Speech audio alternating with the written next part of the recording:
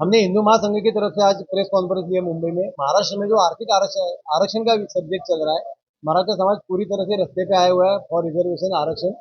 और जो पिछले अनेक सालों से रिजर्वेशन के लिए झगड़ा करती हुई भी उनको रिजर्वेशन नजर में नहीं आ रहा है मिलेगा ऐसे। महाराष्ट्र में पिछले 9 साल में हर एक पार्टी सत्ता में आ चुकी है, लेकिन वो परमानेंट रिजर्वेशन दे नहीं पाई है, क्योंकि वो रिजर्वेशन पूरी तरह से मिल नहीं सकता। लेकिन महाराष्ट्र की कोई भी बड़ा राजनेता ये जाहिरपने स्पष्ट है, ये भूमिका लेने को तैयार नहीं है। महाराजा युवकों को समझाने के लिए तैयार नहीं है कि रिजर्वेशन ये नहीं दे सकते हम खुला। ये समझाने की कोशिश है। महाराजा समाज रस्ते पे आया हुआ है, युवक डिस्टर्ब है, फ्रस्ट्रेशन में है।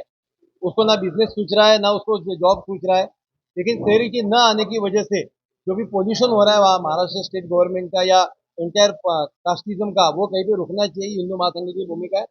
कास्टिज्म आरक्षण ये अभी प्रोपोगंडा है।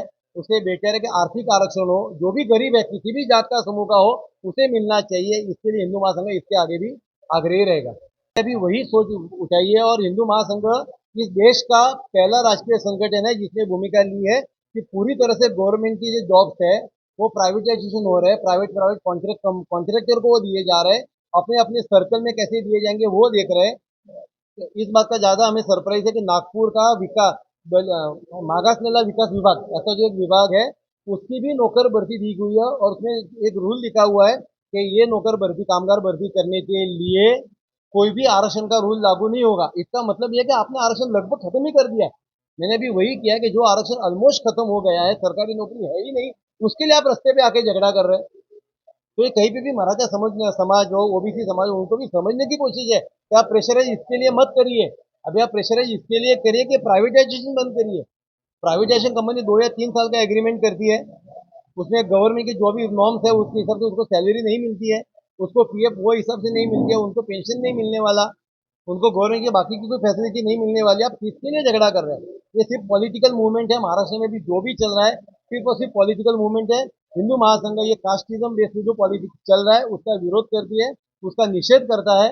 और सिर्फ फाइनेंशियल बेस पे, गरीबों के बेस पे आरक्षण रहना चाहिए। इसके लिए हम हमारी ताकत में मेहनत करते रहेंगे। योजना पूरी तरह से बकवास योजना है। अमृत योजना में लिखा हुआ है कि सारथी और पार्टी के बेस पे ये काम करेगी, लेकिन इसमें 20 से 25 कोर्सेज उन्होंने निकाले जो पूरी तरह से ऑनलाइन है। मुझे सरकार के किसी भी अधिकारी ने समझाइएगा कि AC repairing, fridge repairing, two wheeler repairing 1 महीने के कोर्स में ऑनलाइन से आप कैसे सिखाएंगे? उसके लिए कोई फंडिंग दिया नहीं जा रहा है। बैंक वाले ऑनलाइन मीटिंग करेंगे और कहेंगे कि आप ऐसा ऐसा प्रोजेक्ट रिपोर्ट तैयार करो। मैं 1 महीने में एसी रिपेयर करना सीखूंगा, फ्रिज रिपेयर करना सीखूंगा, मैं बैंक रिपोर्ट भी करना सीखूंगा, और वो रिपोर्ट में मैंने ही किए हुए कोर्स में मेरे ही सर्टिफिकेट पे बैंक वाले लोन देंगे। ऐसी कौन सी बैंक है?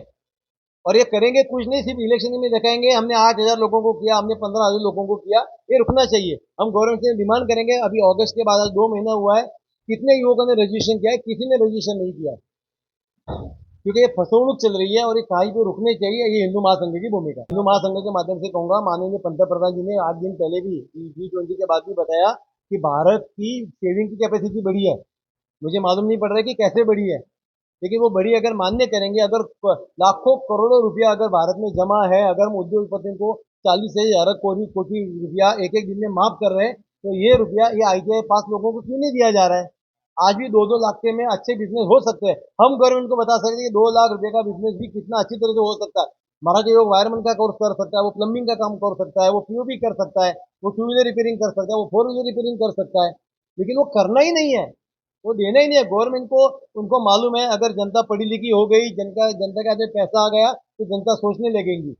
बस इनके हाथ में पत्थर दो, उनको रोज आरक्षण के मान से झगड़ा करो। तुझ्या वडिलांना नाही मिळालं, तुला तुझी मिळेल, तुझे नहीं मिला तेरे लड़के को मिलेगा, तू सिर्फ हाथ में पत्थर ले। ये कहीं पे रुकना चाहिए।